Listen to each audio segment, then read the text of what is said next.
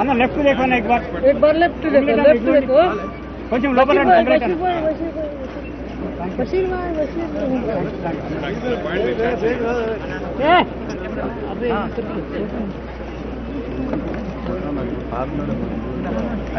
अरे भैया फोटो हमारा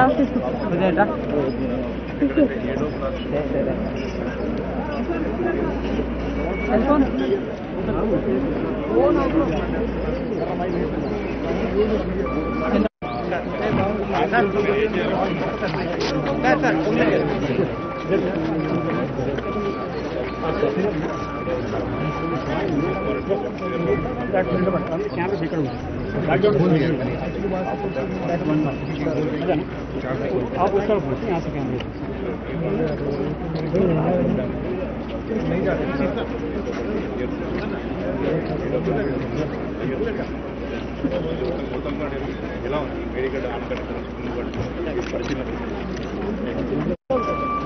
తాత్కాలికంగా ఏదో అప్షన్ సైడ్ ఒక క్రాప్ బండ్ వేసి క్రాప్ బండ్ ద్వారా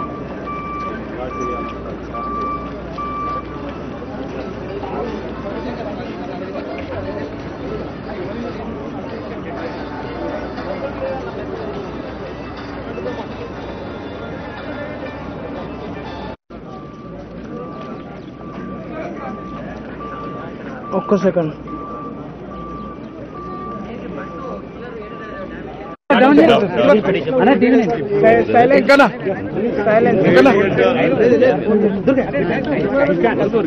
ఇంకా మీరు కనిపిస్తలేరు ఎవరు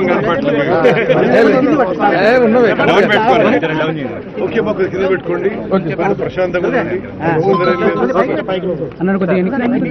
ఈరోజు ఇరిగేషన్ మంత్రి గారు మంత్రులు వెంకటరెడ్డి గారు శ్రీనివాసరెడ్డి గారు శ్రీధర్ బాబు గారు పున్నం ప్రభాకర్ గారు పెద్దలు జీవన్ రెడ్డి గారు ఎమ్మెల్సీ వివేక్ వెంకటస్వామి గారు ఈ మేడిగడ్డ బ్యారేజ్ కి జరిగిన damage Kaleshwaram project overall project ప్రస్తుత స్టేటస్ అదేవిధంగా అన్నారావు సుందిల్ల బ్యారేజ్ కి జరిగిన డ్యామేజ్ విషయంలో ఒక రివ్యూ చేయడానికి సమీక్ష చేయడానికి మేడిగడ్డ బ్యారేజ్ రావడం జరిగింది. మీరందరూ పార్టిసిపేట్ చేశారు.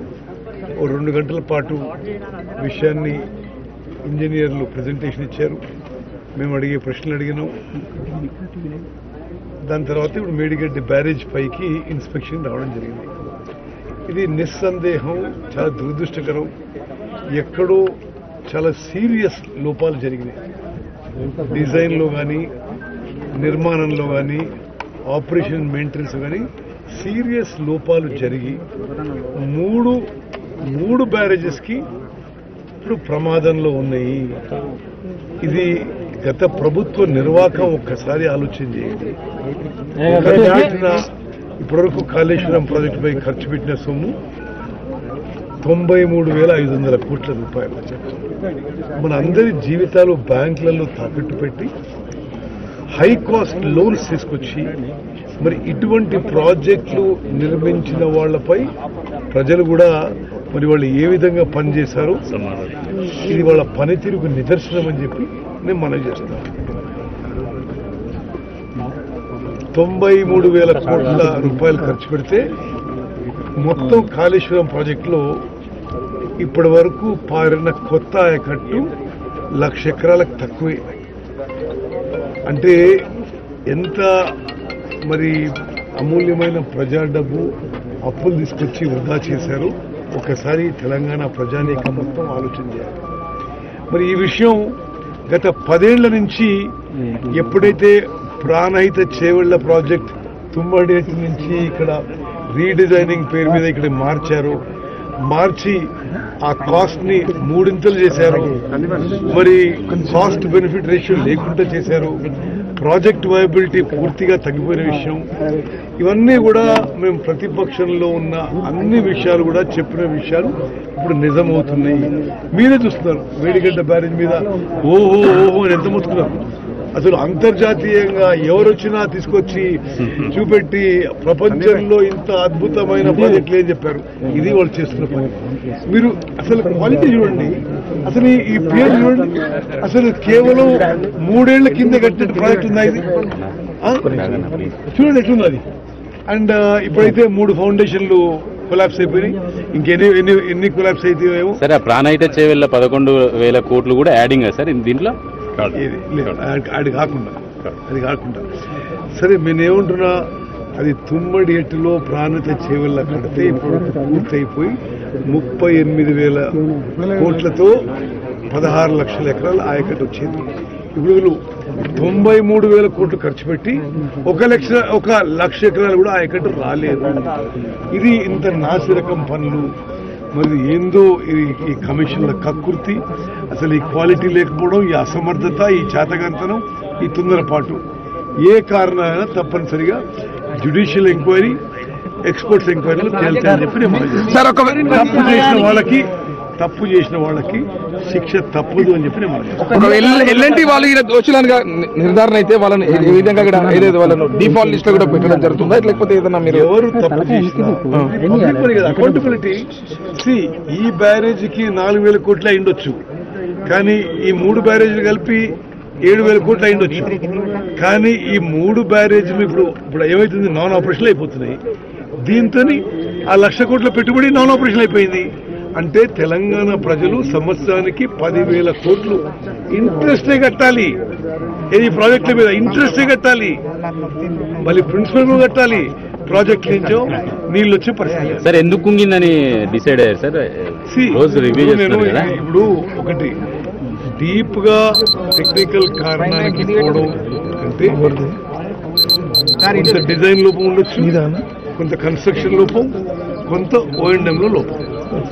తప్పనిసరిగా మరి ప్రభుత్వంలో ఉన్న వాళ్ళు, అదేవిధంగా కన్స్ట్రక్షన్ చేసిన వాళ్ళు, తర్వాత ఆపరేషన్ మెయింటైన్ అందరి విషయాల్లో కూడా చేసిన తప్పుకి మరి we will hold accountable over is guilty.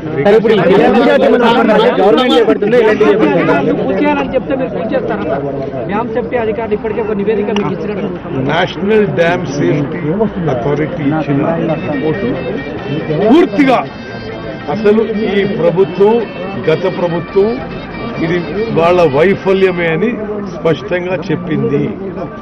మేము ఇంకా అంటే మేము వచ్చి అధికారులకి 15 రోజులు అవుతుంది, 20 రోజులు అవుతుంది. మేము ఇంకా ముందుకు పోయి ఇది సరైన స్టెప్ 2-3 రోజుల్లో మీరే ఏమేమి స్టెప్పులు తీసుకుంటారో మీకు ఇప్పుడు టూ అర్లీ మాట్లాడుతున్నాం. అది ముఖ్యమంత్రి గారితో క్యాబినెట్ లో చర్చించి నిర్ణయం రైట్. అది కూడా మేము చెప్తా. కానీ ప్రధానంగా మీరు ఏంటంటే అసలు మీ బ్యారేజ్ మీద మీరందరూ వచ్చిన సంతోషం. ఎందుకంటే మీరందరూ హైదరాబాద్ చూసుకొని కేసీఆర్ ఓహో అనుకుంటున్నారు. ఇప్పుడు ఇక్కడ ఇప్పుడు చూసి ఈ ప్రాజెక్టు చూసి అరే ఏమో ఇంత నాసిరకమా, ఇంత అసమర్థతనా, ఇంత చేతగామా, ఇంత తొందరపాట, మన డబ్బులు తీసుకొచ్చి మన జీవితాలు, మన పిల్లల జీవితాలు తాకట్టు పెట్టి బ్యాంకులలో హై ఇంట్రెస్ట్ మీద లోన్స్ తీసుకొచ్చి ఈ బ్యారేజీ కట్టింది. సార్ ఇప్పుడు కాళేశ్వరంలో మీరు చెప్పిన 3 కూడా మేడిగడ్డ, అన్నారం, సుందిల్ల 3 కీలకమైనవి. ఇవన్నీ డ్యామేజ్ అయి ఉన్నాయి. ఇప్పుడు ఇందులో వాటర్ స్టోరేజ్ లేదు. వీటిని మళ్ళీ వర్షాలు వచ్చినాయి అనుకోండి, ఏం పరిస్థితి? చూడండి, సిచ్యువేషన్ చాలా అలార్మింగ్ గా ఉంది. నిస్సందేహం ఈ 3 బ్యారేజ్ల డ్యామేజ్ వల్ల రాష్ట్రంలో ఇప్పుడు 2వ పంటకి కొంత నీరు కూడా సఫర్ అవుతుంది. డెఫినెట్ గా ఇది స్టెబిలైజేషన్ కోసం SRSP స్టేజ్ 2 కానీ ఆయకట్టు కూడా సఫర్ అవుతుంది. ఆల్టర్నేటివ్ ఏమైనా చూస్తారు? మీరు నిర్ణయం త్వరగా తీసుకొని వచ్చే వానాకాలం నాటికి దీన్ని ఏమన్నా పునరుద్ధరించే అవకాశాలు ఉన్నాయా? అసలు దీన్ని ఏం చేయబోతున్నారు? 100% ఏమి చేయబోతున్నామో 2-3 రోజుల్లో మీకు హైదరాబాద్ నుంచి సార్ ఒకవేళ డ్యామ్ సేఫ్టీ అధికారులు కూలగొట్టాలంటే కూలగొడతారా దీన్ని? ఇప్పుడు ఇంజనీర్ కాదు నేను, దయచేసి డ్యామ్ సేఫ్టీ అథారిటీ నుంచి, ఇతర సంస్థల నుంచి అభిప్రాయం తీసుకొని క్యాబినెట్, ముఖ్యమంత్రి నిర్ణయాలు